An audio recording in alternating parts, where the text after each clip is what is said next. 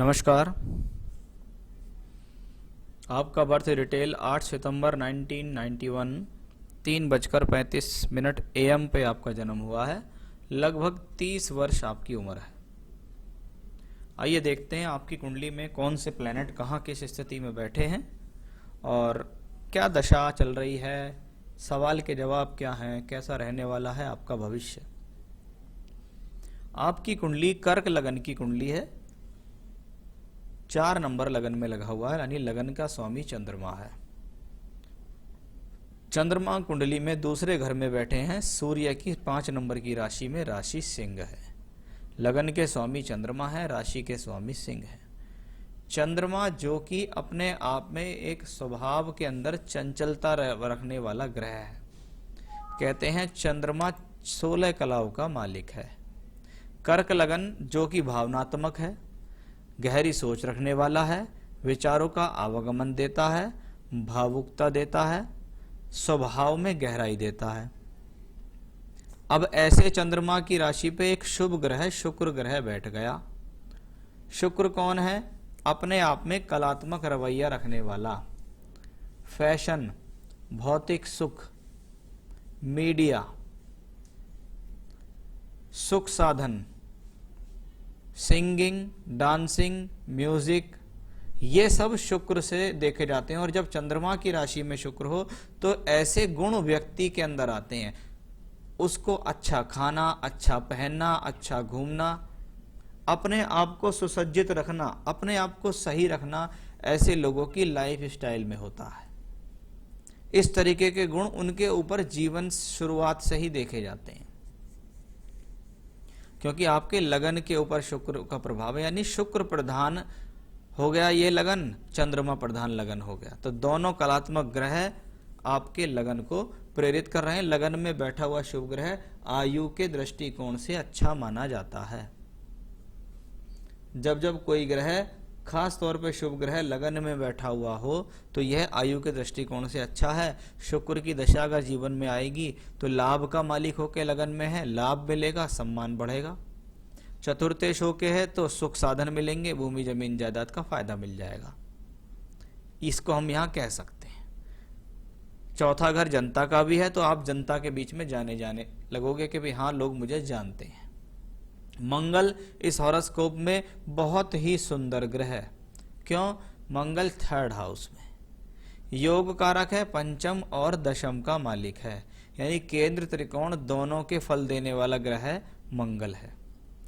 कहते हैं तीसरे घर में अगर मंगल बैठे, व्यक्ति अपने जीवन में अपने आप को बनाने के काबिल होता है, अपने आप को अपनी सामर्थ्य से बनाता है, अपनी मेहनत करके बनाता है, सभी परिस्थितियों से लड़ता है, संघर्ष करता है, संघर्ष करके लोगों को परास्त करने में भी सक्षम होता है, अपने शत्रुओं को भी हराता है, अपने भाग्य का, अपने कर्म का स्वयं निर्माता होता है ऐसा व्यक्ति।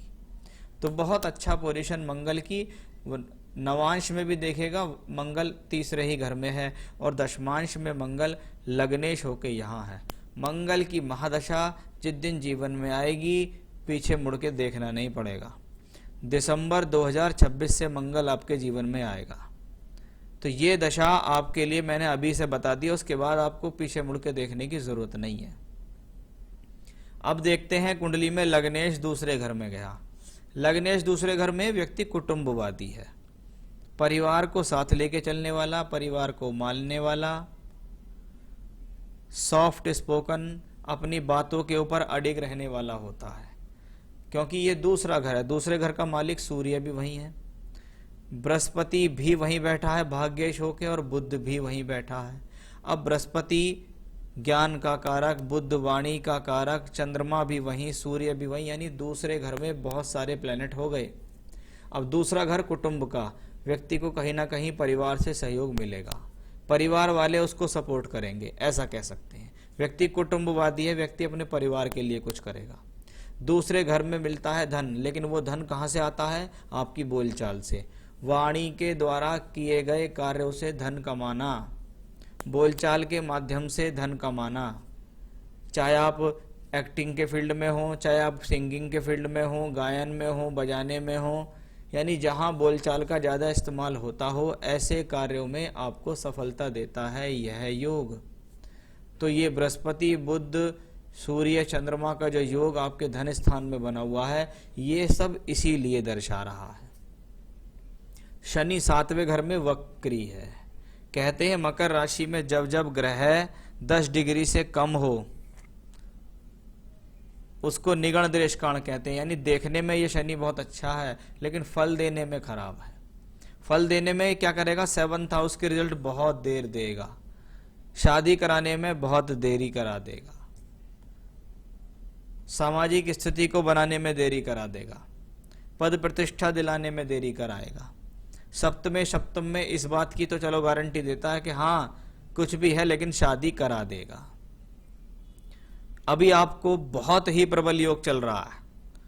अगर मैं कहूं ऐसा योग आपको दोबारा आएगा नहीं इतनी आसानी से। वर्तमान की उम्र से 2022 के अंत तक चंद्रमा में शनि चल रहा है, इससे अच्छा योग इस कुंडली में शादी के लिए नहीं है।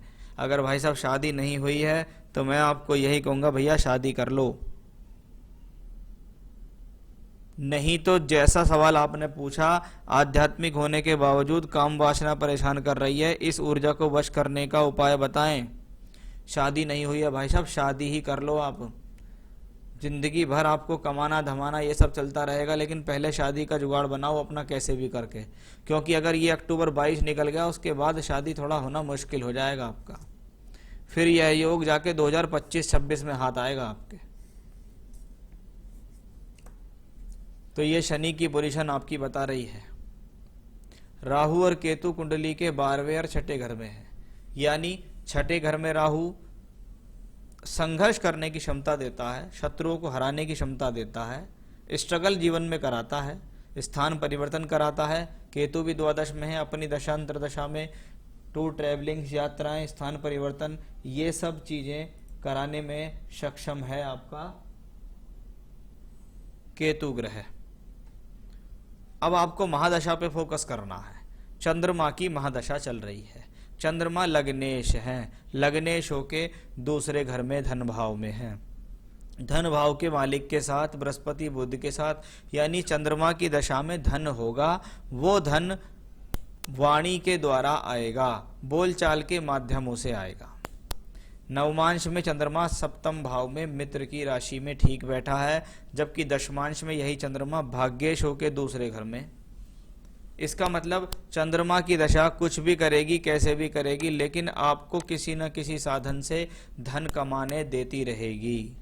आप संघर्ष करते रहेंगे, आप आगे चलते रहेंगे, आप संघर्ष करते रहेंगे, आप आगे चलते रहेंगे। धीरे धीरे धीरे करके यह दशा आपके लिए एक प्रगति कारक दशा होगी। आज संघर्ष कर रहे हैं, चंद्रमा में शनि चल रहा है। शनि यहाँ सप्तम भाव में है, यहाँ धन भाव में बैठा है, यहाँ भी लगन में है, हाँ काम मिल रहा है। फिर आएगी चंद्रमा में बुध। बुध की दशा अक्टूबर 22 से मार्च 24 के बीच आएगी। वो भी धनदायक आपके लिए होगी। जिस तरीके से आप काम कर रहे हैं उस तरीके से सुचारू रूप से आपका काम चलता रहेगा।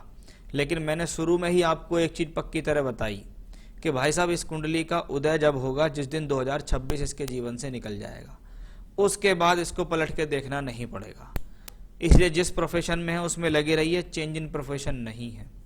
आपका चंद्रमा अमावस्या का चंद्रमा है। अमावस्या का चंद्रमा क्षीण चंद्रमा होता है, ऐसे चंद्रमा में बल नहीं होता।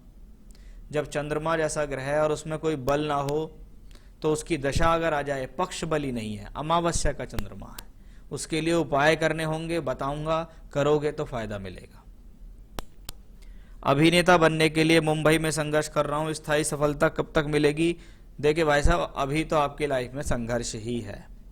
जैसे जैसे एक कलाकार धीरे धीरे छोटे छोटे छोटे रोलों को लेते हुए आगे बढ़ता है, वैसे ही आप भी छोटे छोटे रोल को लेके आगे बढ़ रहे हो और आगे बढ़ोगे भी। लेकिन मंगल की दशा जिस दिन आएगी 26 के बाद, तब आपको जीवन में बहुत कुछ अच्छा मिलेगा। वर्तमान में नौकरी में, यूट्यूब के क्षेत्र में आवाज स्क्रिप्ट राइटिंग का काम मिला है। शुरुआती दौर में सफलता मिल रही है। मैंने आपको बताया वाणी से संबंधित काम आपके चल रहे हैं, राइटिंग स्किल्स हैं, ये सब आपके लिए अच्छे हैं। सेहत ठीक नहीं लग रहा, मन भी चंचल रहता है। सेहत का ठीक ना लगना चंद्र शनि से मैं कह सकता हूँ। वक्री शनि की दशा चल रही है। चंद्रमा तो वैसा ही मानसिकता का मालिक है, पक्ष बली नहीं है, इसलिए ये आपको अवसाद देता है। उपाय बताऊंगा, करोगे तो बिल्कुल अच्छे हो जाओगे। बहन की शादी की जिम्मेवारी है, माँ की सेहत भी ठीक नहीं रहती है। वर्तमान में रेडियो अनाउंसर यूट्यूब का काम करके मात्र 20-25 हज़ार कमाता हूँ। क्या मैं इस स्थिति में भंवर से सफलतापूर्वक पार हो जाऊंगा? बिल्कुल, आप धीरे धीरे आगे बढ़ेंगे। आज 20-25 हैं, फिर 30-35, 40-50 ऐसे आगे बढ़ेंगे और एक स्थिति आएगी कि बहुत अच्छा धन कमाएंगे आप। उस तब तक आते आते आपको मंगल की दशा आ जाएगी। तो बिल्कुल भी घबराने की जरूरत नहीं है, पेशेंस रखिए। आपका मंगल बहुत प्रबल है, आपका मंगल बहुत मजबूत है। ये ग्रह आपको जीवन में सफलता दिलाएगा। इसीलिए मैं आपको मंगल के रतन पहनने की ही सलाह दूंगा। वो है आपकी कुंडली के हिसाब से मूंगा रतन। ये आपके जीवन में स्ट्रेंथ को बढ़ाएगा। चंद्रमा की दशा है, लगन का मालिक भी है। भगवान शिव की आराधना करो, रुद्राष्टकम का पाठ करो। रुद्राष्टकम को गूगल पे सर्च कर लोगे, मिल जाएगा। रुद्राष्टकम 3 पाठ रोजाना रुद्राष्टकम के करो, बाकी करो सिर्फ अपना काम। तो मूंगा पहन लो और रुद्राष्टकम का पाठ करो रोजाना 3 बार। हर सोमवार को शिव मंदिर जाओ, रोज हो सके तो रोज जाओ और भगवान शिव को जाके जल चढ़ाओ। परिवार को पूरे को जल स्नान से कराओ, हाथ जोड़ो, उनसे प्रार्थना करो मुझे अपने कार्य में सफलता मिले।